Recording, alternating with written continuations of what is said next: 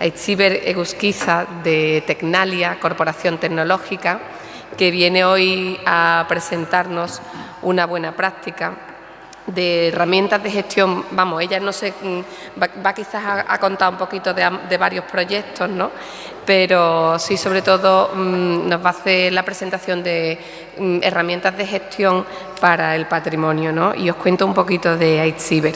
Es súper joven, pero tiene muchísimo currículum.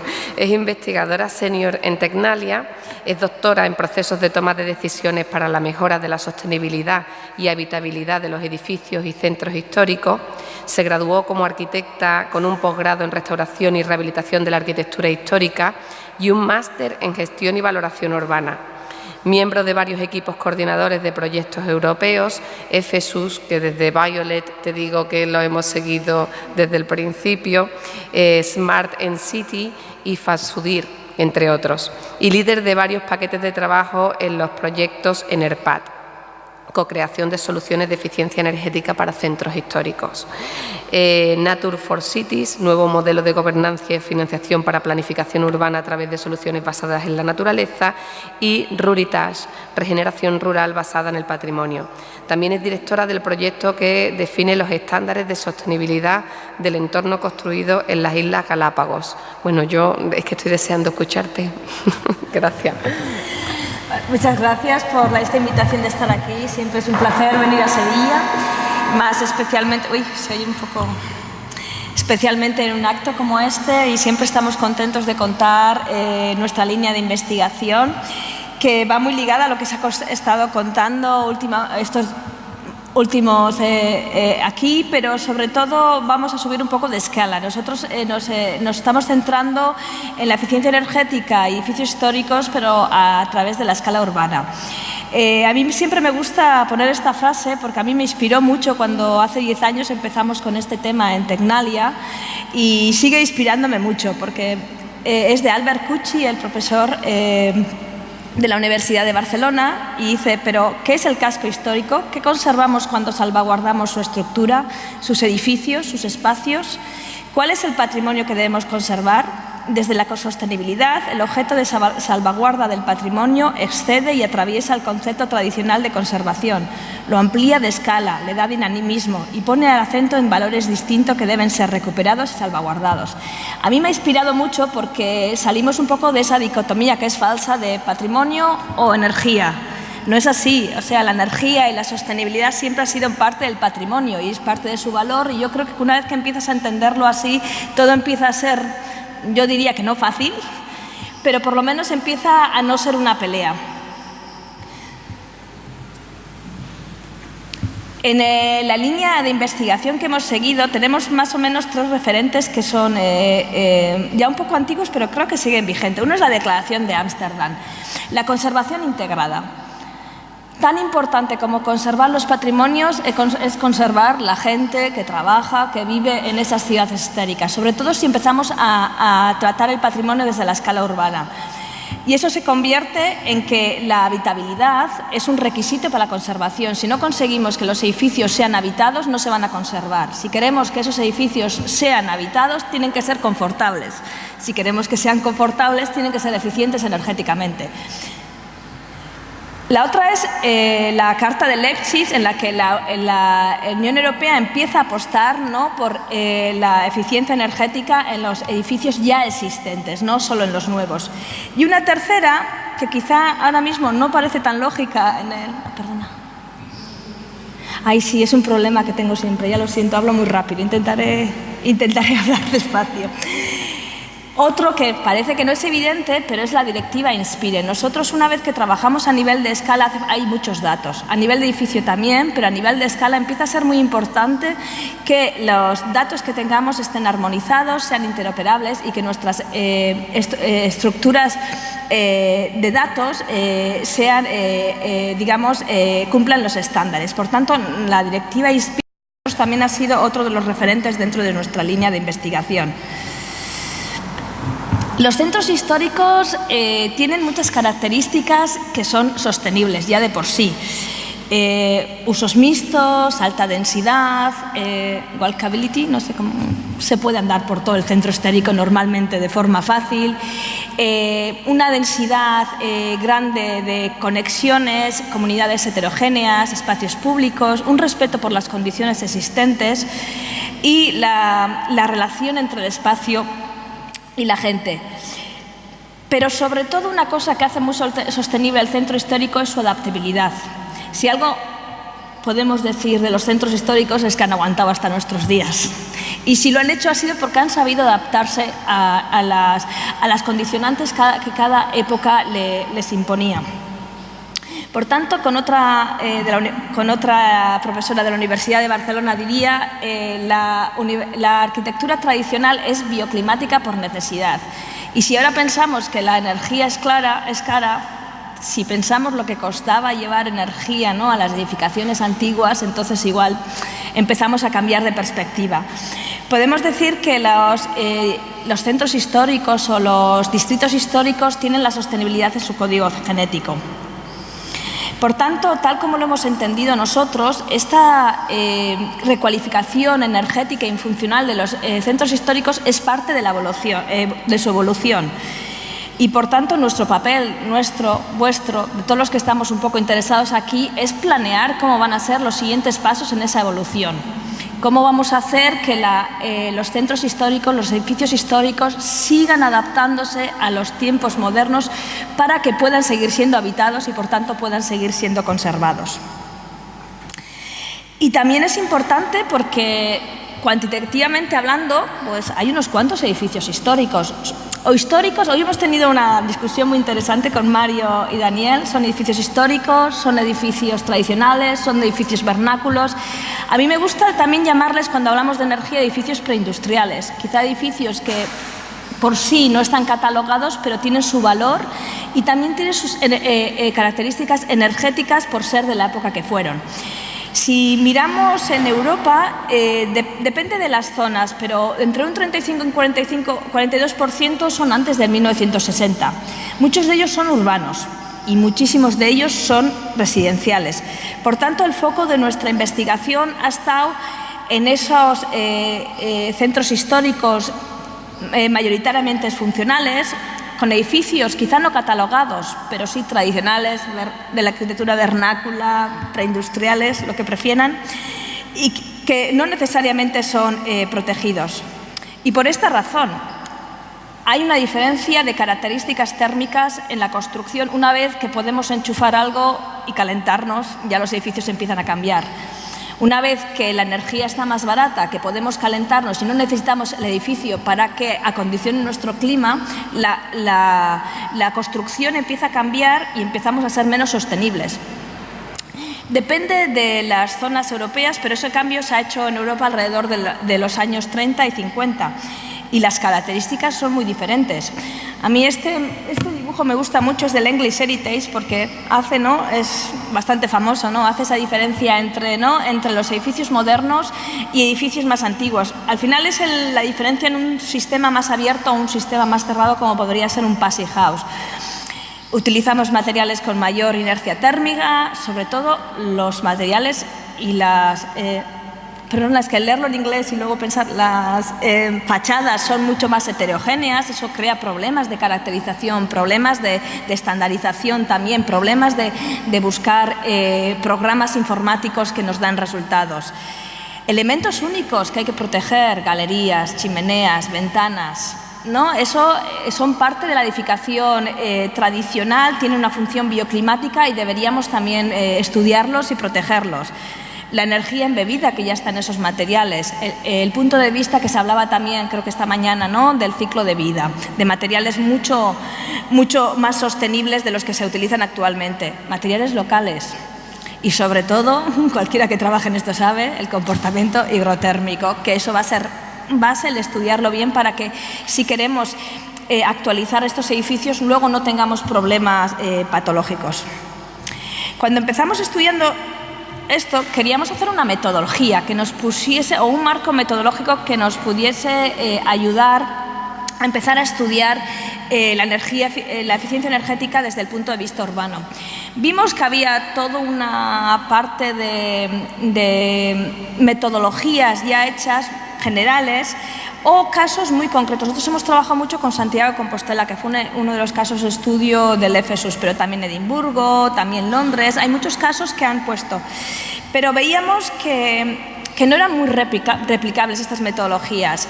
Sí que estructuraban el proceso en fases, sí que había esa interacción y feedback que nosotros creíamos que era necesario, sí que se basaban en un estudio pero eran o muy generales o muy particulares para nuestro gusto. Además, no tenían en cuenta una perspectiva multiescala ni tampoco consideraban la gestión de la información que nosotros consideramos que era muy importante. Porque para nosotros estas dos cosas son claves cuando hablamos de la ciudad y de la eficiencia energética, la escala y la información. Nosotros entendemos los centros históricos, voy muy rápido otra vez, ¿no? Los centros históricos y los distritos urbanos como elementos complejos, tanto desde el punto de vista de energía como desde el punto de vista de la información. Si veis, y todos sabéis, ¿no?, que la gestión de la energía es totalmente interescalar y multiescalar, ¿no? Aquí se puede ver, ¿no?, cómo vas desde la ciudad hasta el edificio y diría que incluso hasta el elemento y en diferentes temáticas, pero también el patrimonio es multiescalar, ¿no? Hay que tener en cuenta desde el elemento protegido, la ventana protegida, hasta el paisaje protegido. Por tanto, la escala es muy importante, pero la información es muy importante y cada vez va a serlo más. Y cada vez cómo gestionemos la información en la ciudad va a determinar más el éxito o no que tengamos en nuestras investigaciones o en nuestras políticas también. Por tanto, nuestro primer paso en esta línea de investigación fue crear el framework, ¿no? Crear cuál iba a ser nuestro cuadro de trabajo. Queríamos abordar las dos escalas y las diferentes fases que llevan a la gestión de la energía, ¿no? Desde el modelado de la información, el diagnosis, crear los objetivos y la estrategia, a la implementación y la monitorización. Y queríamos replicar todo este proceso otra vez en el edificio. Queríamos que fuese realmente multiescala, que lo que podíamos hacer a nivel de ciudad luego podríamos hacer un zoom y bajar también a nivel de edificio. Y entonces, primero definimos cuál era el flujo metodológico, ¿no? Empezar definiendo cuál es nuestra estrategia de modelado, cómo vamos a empezar a coger datos a nivel de distrito y bajarlo a nivel de edificio, diagnosticar a nivel de edificio y subir y hacer un diagnóstico de todo el nivel urbano, definir los objetivos y por eso íbamos a poder definir una estrategia a nivel de distrito que nos iba a permitir luego dar una estrategia a cada edificio. Esto solo se puede hacer o solo se puede hacer esta conexión entre escalas si tenemos un flujo de información entre todo y ese flujo vuelve, ¿no? Una vez que hemos monitorizado todo, podemos volver a aprender, puede haber un feedback al principio de nuestro proceso. Esto solo se puede hacer o nosotros solo sabemos hacerlo a través de modelos multiescala, modelos 3D de GIS, ¿no? En el que cogemos información y estructuramos información de toda la ciudad. Y esa información tiene que tener información del patrimonio energético, pero también de los indicadores, tanto a nivel de edificio como a nivel urbano. Y vemos que hay dos fases, una la que establece las estrategias a nivel más políticas y otras las que baja y las implementa a nivel de edificio. Esto nos hizo aprender que había tres herramientas claves: la metodología de toma de decisiones, la estrategia de modelado y este modelo de información. Y así empezó el EFESUS, digamos. O sea, ahí es donde en el momento en el que empezamos el EFESUS, habíamos hecho toda esa investigación un poco conceptual y aquí es donde tuvimos la suerte que nos dieron este proyecto que empezó en el 2012, había 23 socios, entre los que estaba, por ejemplo, EURAC, y había más de 13 países. Y la idea exactamente era eso, cómo se crean estrategias, productos para mejorar la eficiencia energética a nivel urbano, mientras que mantenemos sus valores. Teníamos, ¿cuántos eran?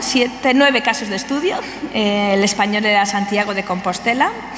Y entre los objetivos estaba crear medidas concretas, teníamos medidas de aislamiento, entre otras, de ventanas, demostrarla en casos de estudio, hacer, por supuesto, difusión, pero sobre todo, y es la parte en la que yo estuve más involucrada, era un DSS, un Decision Support System, una herramienta de toma de decisiones que era como un ecosistema de herramientas y metodologías para apoyar la toma de decisiones basada en la evidencia, ¿no?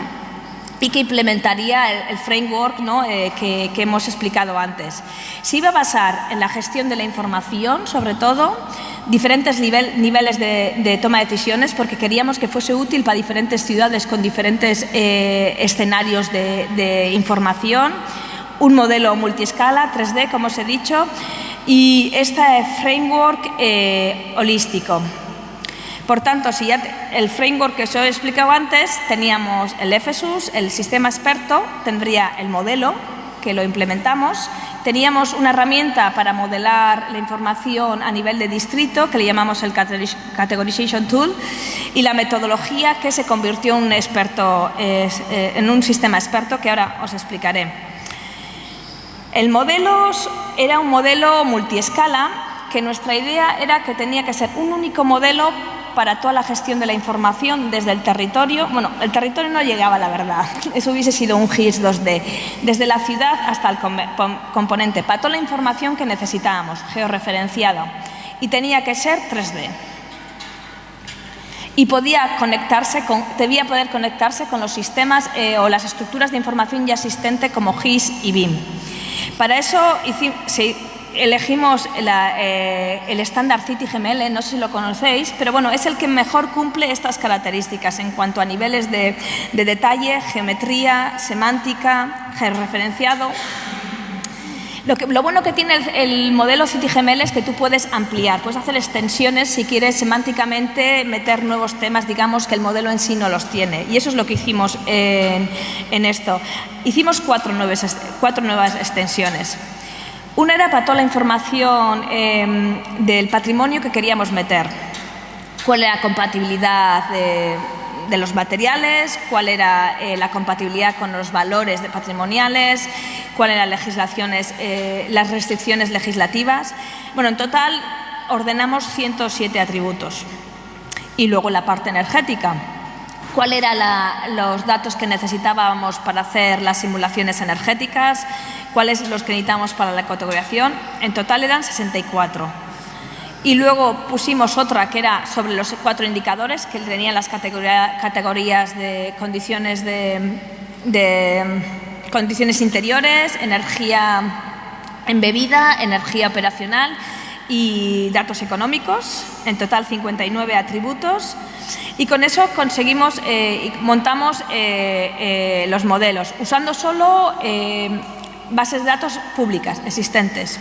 La gracia era que fuesen modelos muy fáciles de generar. Hicimos 2 casos de estudio, Santiago de Compostela y Visby en Suecia.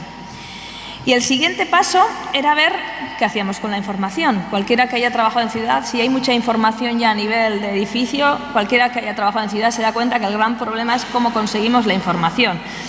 Y ahora últimamente no es tanto cómo la conseguimos, sino qué hacemos con toda la información que tenemos, porque hay muchísima información. Por tanto, el de verdad conseguir una estrategia de modelado que tenga un buen equilibrio entre la información que necesitamos y el resultado es vital. Ese modelado, esa estrategia de modelado nos va a decir cómo convertimos la realidad compleja en algo que podemos manejar. Y nosotros en este caso utilizamos el sample building, ¿no? Los edificios representativos, ¿no? Este es el caso de Santiago, en el que elegimos un edificio representativo de cada tipología que habíamos diseñado, estudiamos esos edificios y luego extrapolábamos los resultados. Para poder hacer esa categorización es lo que hicimos la Categorization Tool, en el que primero podemos ver resultados estadísticos de todos los edificios del centro histórico. Entonces, con esta información genérica que es tanto energética, porque el número de fachadas, uso, volumen, patrimoniales, ¿no?, el nivel de protección, el año de construcción, con datos que ya existen, identificamos cuáles son las categorías de edificios y de ahí elegimos un edificio. Y ahí sí, ahí ya vamos a ver cuáles son los valores de U, cuáles son las instalaciones, el uso, cuál es también la evaluación patrimonial, tanto visual, espacial como física. De esta manera podemos ir solo a recoger los datos realmente que necesitamos y el trabajo de campo es muchísimo más fácil. Este es cómo se llena la información aquí en la izquierda de los edificios representativos. El que está en negro sería el edificio representativo. Como ves, son informaciones sobre algunas que ya vienen del modelo, como el área, el volumen, pero otras que tenemos que meter, ¿no?, como cuál es el material, cuál es, si hay una estrategia de ventilación o no. Y con eso montamos nuestro sistema de toma de decisiones.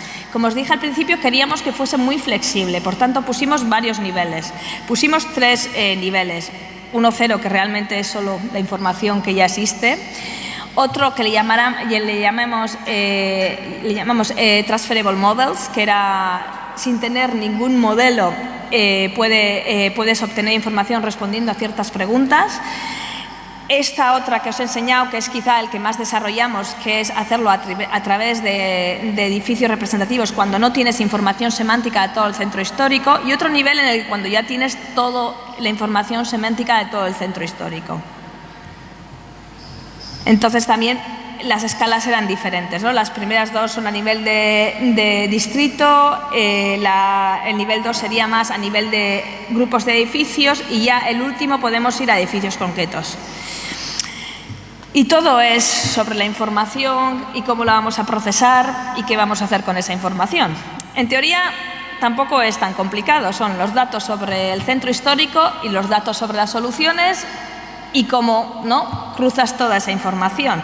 Pues información se cruza con la toma de decisiones, con la metodología de toma de decisiones, y con eso se crean las estrategias a nivel de distrito de rehabilitación energética. Los datos sobre el distrito están en el modelo. Hicimos un repositorio de soluciones donde poníamos la caracterización de todos los edificios y la metodología de toma de decisiones se basa en indicadores. Entonces, si tienes modelo o no, te define en qué nivel vas a estar, ¿no?, o cómo de completo está tu modelo. Y luego el nivel de indicadores que tengas te va a definir el nivel de resultados, que digamos, ¿no?, el nivel de precisión en los resultados. Estos son los criterios que utilizamos. Había 3 grandes ejes, que es la gestión de recursos, la conservación y la habitabilidad, muy parecido a lo que estaba proponiendo Mario. Pero había otros 3, digamos, que estaban en la mitad de estos, ¿no?, que era la energía embebida, que está, digamos, es un concepto que está entre la conservación y también el retorno económico, la energía operacional, que está muy ligado con el confort también, aparte con los criterios económicos, y el valor patrimonial, que también lo consideramos entre la habitabilidad y la conservación.